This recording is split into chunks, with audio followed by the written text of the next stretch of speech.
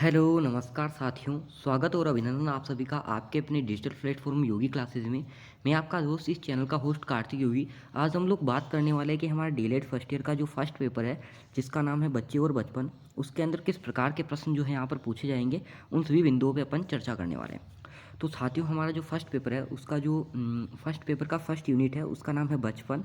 और मैंने जो पिछले 5 ईयर अप्रोक्सीमेटली क्वेश्चंस पेपर को सॉल्व किया था और जो बच्चों की क्वेरीज आई थी कि हर एक चैप्टर से कितने प्रश्न पूछे जाएंगे, तो इस चैप्टर से आपको अमूमन जो है वो 3 प्रश्न पूछे जाएंगे। एक वस्तुनिष्ठ होगा जिसके 4 ऑप्शंस होंगे, उनमें से आपको एक टिक करना है। एक अति लघुत्रात्मक होगा और एक होगा लघुत्रात्मक। तो इस प्रकार से इस पूरे जो आपके पेपर है उससे फर्स्ट जो यूनिट है जिसका नाम है बचपन, उससे आपको कितने प्रश्न पूछे जाएंगे, तो अब आपको पता चल गया होगा कि 3 प्रश्न पूछे जाएंगे। और उन 3 प्रश्नों के अंतर्गत पहला वस्तुनिष्ठ होगा, दूसरा एक अति लघुत्रात्मक होगा, एक लघुत्रात्मक होगा। ठीक है, तो इसके अंतर्गत कौन कौन से प्रश्न पूछे जा सकते हैं वो भी मैं आपको बताऊंगा। इस प्रश्न से आपको निबंधात्मक प्रश्न नहीं पूछा जाएगा। एक बार डीएलएड 2018 में पूछा गया था जो गीजूबाई से संबंधित था, और वो आप आराम से उसको जो है सोल्व कर सकते हो। तो साथियों, आगे बढ़ते हैं और देखते हैं बिना किसी टाइम को वेस्ट किए हुए। अगर आपको जो मैं इन्फॉर्मेशन देता हूँ वो थोड़ी वैल्यूएबल लगती है, आपको लगता है कि आपके एग्ज़ाम में थोड़ा प्रिपरेशन में हेल्प कर देगी, तो हम आप जो है वो विद इन बैक हमको टिप के रूप में सब्सक्राइब दे सकते हैं। तो चलिए शुरू करते हैं। तो यहाँ पे मैंने लिखा है कि वन लाइनर फैक्ट पूरे पढ़ने, अर्थात इस जो पूरे पेपर है इसके अंतर्गत जो फर्स्ट अपना चैप्टर है जिसका नाम है बचपन, इसके अंदर से आपको वन लाइनर फैक्ट जो है वो अप्रोक्सीमेटली ज़्यादा से ज़्यादा आपको क्या किए जाएंगे, पूछे जाएंगे। ठीक है, तो यहाँ पर बालक से कौन कौन से आपको वन लाइनर फैक्ट पूछे जा सकते हैं वो मैंने सभी एक साथ लिखे हैं। आई होप कि आपको ये अच्छे लगेंगे। मैं आपको यहाँ पर समझाता हूँ। सबसे पहले आपको पहला प्रश्न पूछा जा सकता है कि बालक का जो है अनोखा काल किसे कहा जाता है। अनोखा काल का मतलब होता है कि यूनिक पीरियड, और अनोखा काल का यहाँ पर अप्रोक्सीमेटली ये मतलब है कि अनोखा काल बाल्यावस्था को कहा जाता है। क्योंकि आप सभी को पता है, आप साइकोलॉजी पढ़ते हो, और बाल्यावस्था के अंतर्गत ऐसा टाइम पीरियड है जो 6 से लगाकर 12 वर्ष का होता है। इसे जो है मैडम मारिया मार्टेंसरी ने 2 भागों में बांटा है, एक तो उत्तर बाल्यावस्था, एक पूर्व बाल्यावस्था। उत्तर बाल्यावस्था में बच्चा जो क्या होता है कि परंपराओं को धारण करता है, और पश्च बाल्यावस्था में बच्चा जो होता है वो क्या करता है, सबसे ज़्यादा खेल की भावना रखता है। तो जो उत्तर बाल्यावस्था और पश्च बाल्यावस्था को मिलाकर जो बाल्यावस्था होती है वो जीवन का सबसे अनोखा काल कही जाती है। अब दूसरा चीज़ है कि आपको प्रश्न पूछा जा सकता है कि बालक की प्रथम पाठशाला किसे कहा जाता है। तो यहाँ पे आपको क्या बताना है कि बालक की जो प्रथम पाठशाला होती है वो उसकी फैमिली होती है, परिवार होती है। इसके अंतर्गत आपने देखा होगा कि बचपन जो होता है उसके शेषवावस्था जो होती है उसे क्या कहा जाता है, चार दीवारी की अवस्था भी कहा जाता है, क्योंकि बच्चा इसके अंतर्गत जो है अपने परिवार से बाहर नहीं निकलता है। तो बालक की प्रथम पाठशाला कौन सी होगी, परिवार। और अगर बालक का जो प्रथम शिक्षक की बात करें तो उसकी क्या हो जाएगी, मदर हो जाएगी, अर्थात माँ हो जाएगी। अगला जो क्वेश्चन आपसे पूछा जा सकता है कि बालक जो होता है वो द्वितीय वर्ष तक कितने शब्द भंडार सीख जाता है। तो आपको यहाँ पे याद रखना है, ये एक फैक्चुअल क्वेश्चन है और इसको आपको याद ही रखना पड़ेगा कि बालक जो होता है वो 2 वर्ष तक 100 शब्दों का भंडार सीख जाता है कि नहीं। उसके अलावा अगर अगले क्वेश्चन की बात करें तो खिलौनों की आयु किसे कही जाती है, तो पूर्व बाल्यावस्था को कही जाती है। और वैलेंटाइन इसके अंतर्गत कहते भी है कि शायद ही ऐसा कोई बालक होगा जो 10 वर्ष का बालक होगा जो कोई खेल ना खेलता हो। अर्थात हम भी इस अवस्था से गुजरे हैं, हम भी इस टाइम पीरियड से गुजरे हैं, तो हमने भी ये टाइम देखा है। तो पूरी बाल्यावस्था जो होती है 6 से लगा के 12 वर्ष का टाइम पीरियड, इसके अंदर हमने भी खूब खेल खेले, जैसे गुल्ली डंडे हो गए, क्रिकेट हो गया, दूसरे जो भी खेल हो गए, वो सारे खेल बच्चा खेलता है। और इसके अंतर्गत वैलेंटाइन कहते भी हैं कि ऐसा शायद ही कोई बालक होगा जो 10 वर्ष का बालक होगा जो कोई खेल न खेलता हो। अगले वन लाइनर फैक्ट आपको 4 याद हो गए। मेरे को लगता है कि एक क्वेश्चन यहाँ से पुटअप हो सकता है, तो आराम से आप स्क्रीनशॉट ले सकते हो।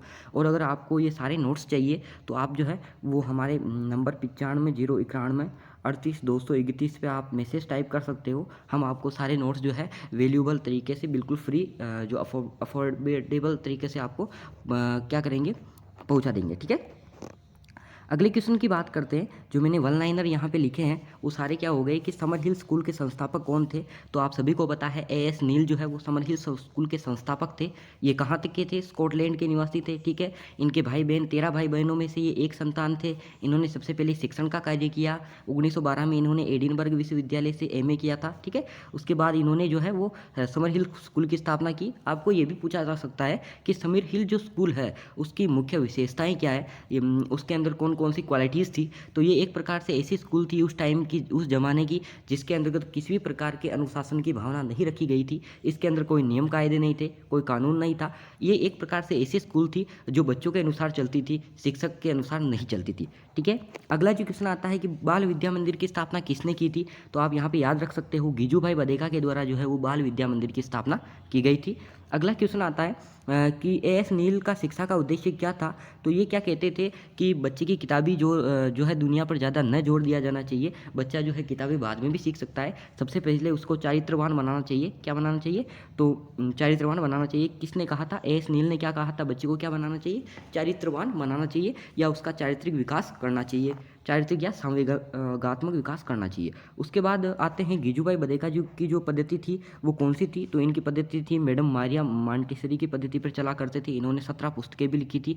अप्रोक्सीमेटली इन्होंने 300 पुस्तकें लिखी थी, जिनमें से 17 पुस्तकें जो है वो साइकोलॉजी से संबंधित थी, आप सभी को पता है।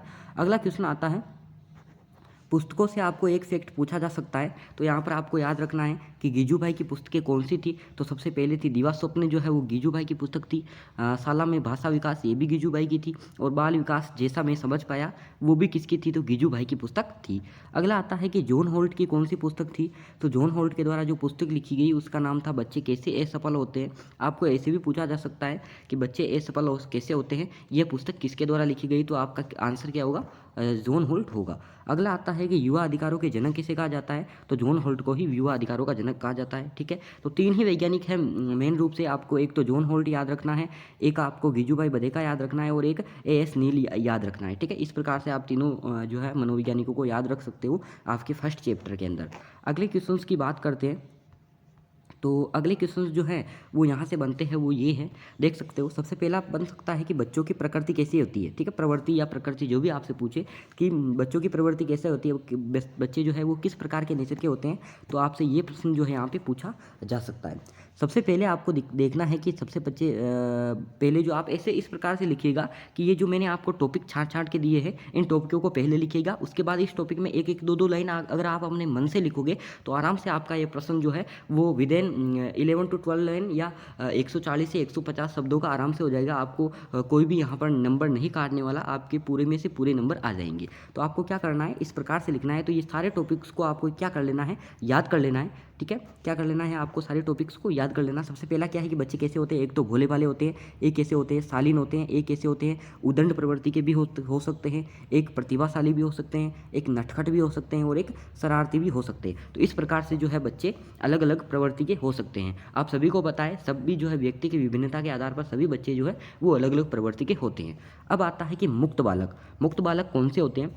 तो मुक्त बालक वे बालक होते हैं जो कौन से हैं, होते हैं बहिर्मुखी होते हैं। आप सभी को पता है कि सामाजिकता के अंतर्गत जो बच्चे जो है वो 2 प्रकार के होते हैं। एक तो हो सकते हैं अपने अंतर्मुखी, एक हो सकते हैं बहिर्मुखी। अंतर्मुखी वो बच्चे होते हैं जो बोलते नहीं, किसी से बात नहीं करते हैं, एकांत प्रिय होते हैं, अंत्यवासी होते हैं तथा अपने में ही मग्न रहते हैं, और ज़्यादातर बच्चों से घुलना मिलना पसंद नहीं करते हैं। कुछ बच्चे ऐसे होते हैं जो वाचाल प्रवृत्ति के होते हैं, बहिर्मुखी होते हैं, समाज में मिलजुल कर रहना चाहते हैं, आपसी संबंध के साथ रहना चाहते हैं, स्नेहपूर्वक रहना चाहते हैं। तो वो सारे कौन से हो गए, मुक्त बालक हो गए।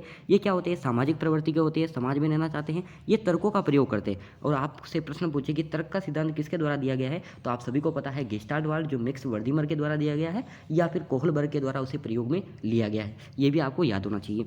वो क्या करते हैं, बच्चे जो भी मुक्त बालक होते हैं या बहिर्मुखी होते हैं या वाचाल प्रवृत्ति के होते हैं, वो कहानियाँ पढ़ना पसंद करते हैं या कॉमिक्स पढ़ना पसंद करते हैं, और गणित व विज्ञान जैसे विषयों में क्या करते हैं, रुचि लेते हैं। ठीक है, तो ये आपको यहाँ पे याद रखना है। अगला जो अपना प्रश्न आता है वो आता है एएस नील का। तो एएस नील का जो स्कूल था जिसका नाम था समर हिल स्कूल, आपको मैंने अभी बताया। तो उस स्कूल की सबसे पहले विशेषता क्या थी कि वो एक तो चारित्रवान विशेष था, चारित्रिक प्रवृत्ति पर बल देता था, बच्चों का संवेगात्मक और मानसिक विकास करने के लिए सबसे ज़्यादा बल देता था। वो क्या था, बच्चों के अनुसार था, वो जो है शिक्षकों के अनुसार न होकर कर बच्चों के अनुसार था कि, और अनुशासन से मुक्त था। वहाँ पर कोई अनुशासन की व्यवस्था नहीं थी, जैसा बच्चा चाहते थे वैसा वहाँ पे कर सकते थे। बच्चों के लिए खुलापन था, क्योंकि बच्चे जो है उन्होंने कहा था कि बच्चों के संवेगों को दबा कर ना रखना चाहिए, बच्चों के संवेगों को उभारना चाहिए, और बच्चा जैसा चाहता है वैसा ही जो है वो स्कूल उसके लिए होना चाहिए। तो ऐसा स्कूल था कौन सा, समर हिल स्कूल, और ये चारित्रिक विशेषता पर बल सबसे ज़्यादा देता था। तो आई होप कि आपको तीनों क्वेश्चन आपको जो है वो यहाँ पर समझ में आ गए होंगे, और मेरे को लगता है कि तीनों क्वेश्चन के आप स्क्रीनशॉट ले लीजिए, क्योंकि यहाँ से आपको क्वेश्चन आना लाजमी है, बिल्कुल आपके लिए यहाँ पे क्वेश्चन बनेगा। ठीक है, अगले क्वेश्चन की बात करते हैं। तो अगला क्वेश्चन है हमारा कि बच्चे असफल क्यों होते हैं।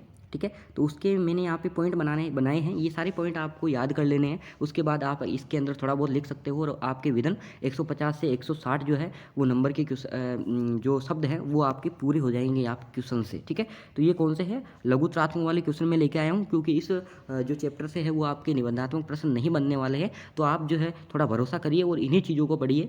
ठीक है, थोड़ी स्मार्ट स्टडी कीजिए। आपके जो है एग्ज़ाम जो है वो अप्रोक्सीमेटली 16 दिन बचे हुए हैं, तो आराम से आप 80% से अबव आप मार्क्स यहाँ पर अचीव कर सकते हो। ठीक है, उसके लिए आपको जो हमारा मटेरियल को क्या करना पड़ेगा, थोड़ा फॉलो करने पड़ेगा, इतनी ही दिक्कत आपको होगी। बच्चे असफल क्यों होते हैं। ठीक है, तो इसके अंदर सबसे पहला जो टॉपिक निकल के आता है वो होता है स्कूली स्तर की शिक्षा पूरी ना करना। स्कूली स्तर की शिक्षा पूरी ना करना कैसे, क्योंकि आप सभी को पता है कि आरटी एक्ट 2009 जब से लागू हुआ उसके अंदर ये कहा गया है कि बच्चों को 1 से 8 तक फेल नहीं करेंगे। तो सब बच्चे जो क्या होते हैं, इससे लापरवाही बहुत ज़्यादा बरतते हैं। वो क्लास के अंदर चले जाते हैं तथा वो क्या करते हैं कि स्कूली स्तर की शिक्षा जो है वो पूरी ही नहीं करते हैं, वो पढ़ते ही नहीं है। जो टीचर के द्वारा पढ़ाया जाता है उसके ऊपर इतना ध्यान नहीं देते। वो सोचते हैं कि 8वीं तक तो ऐसे ही पास हो जाएंगे। तो पहला जो है वो असफल होने का कारण क्या हो सकता है, स्कूली स्तर की जो शिक्षा है वो पूरी ना करना। ठीक है, दूसरा जो यहाँ पे कारण हो सकता है वो अपने लिए यहाँ पे हो सकता है कि प्रोत्साहन की कमी का। कई बार ये देखा गया है कि टीचर के द्वारा बच्चों को जो है प्रोत्साहित नहीं किया जाता है। उन्हें क्लास के अंतर्गत जो है वो बोलने के लिए जो है हतोत्साहित नहीं किया जाता है, उन्हें मौका नहीं दिया जा सकता है, जिसके कारण बच्चे क्या हो जाते हैं, अंतेवासी हो जाते हैं या अंतर्मुखी हो जाते हैं। अगला जो होता है आर्थिक स्थिति। अगर किसी बच्चे की आर्थिक स्थिति कमज़ोर है तो ठीक है, वो क्या करेगा, आगे पढ़ाई नहीं कर पाएगा। अगर उनके माता पिता के एक भी देहांत हो गया है, घर में कमाने वाला नहीं है, आजीविका चलाने वाला कोई नहीं है, तो आर्थिक स्थिति से कमज़ोर हो जाएगा और वो बाल श्रम का क्या हो जाएगा, शिकार हो जाएगा, जिसके कारण वो अपने जो है वो स्टडी को पूरी नहीं कर पाएगा। तो यही लिखा गया है कि बच्चे असफल क्यों होते हैं, तो उसका एक कारण हो गया आर्थिक कारण। सरकारी तंत्र कैसे, कि मैंने आपको बताया कि आरटी 2009 जो लागू किया है उसके अंदर थोड़े ऐसे प्रावधान होने चाहिए कि बच्चों को फेल करना चाहिए, तभी बच्चों को लगे कि हमें पढ़ने की ज़रूरत है। इसके बाद अगर अपने अगले टॉपिक पे आए तो अध्यापक की भूमिका। इसमें अध्यापक की भूमिका भी बहुत ज़्यादा निर्भर करती है, क्योंकि अध्यापक क्या करता है, बच्चे का माहौल ऐसा प्रकार से रखता है क्लास का कि बच्चों को डरा कर रखता है, जिसके कारण बच्चे सीख नहीं पाते हैं, वो सीखने में थोड़ी अपनी रुचि नहीं ले पाते। तो इस प्रकार से बच्चे को पढ़ाना चाहिए कि इस बच्चे जो टीचर और बच्चों के मध्य जो स्वभाव है वो मैत्रीपूर्ण रहे और बच्चे जो है वो सीखने में थोड़ा लगाव लगे उनको, इस प्रकार से। और एक बच्चों का मिथ क्या है, वही है कि अपन फेल नहीं होंगे, तो उसी कारण क्या करते हैं, वो असफल हो जाते हैं, पढ़ते नहीं हैं।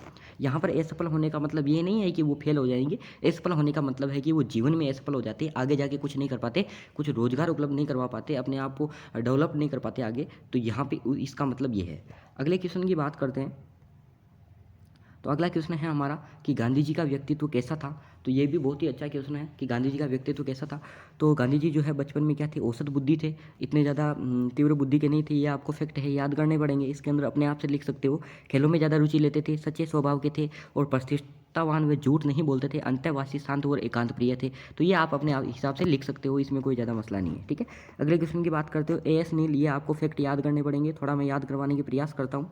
ठीक है, इसके अंदर का सबसे पहला फैक्ट क्या है कि एएस नील का जन्म कब हुआ, तो 17 अक्टूबर 1883 को स्कॉटलैंड के अंदर हुआ था। इतना याद रखना। आगे लिख देना कि इनके माता पिता क्या करते थे, पढ़ाई का कार्य करते थे और जन्म के समय ये बहुत ही थोड़े मंद बुद्धि के थे। इस प्रकार से लिख सकते हो अपने आप से। ठीक है, उसके बाद अगला आता है कि इनके कितने भाई बहन थे, तो 13 भाई बहन थे। सबसे मोस्ट पॉइंट है 13 भाई बहन में से ये एक थे।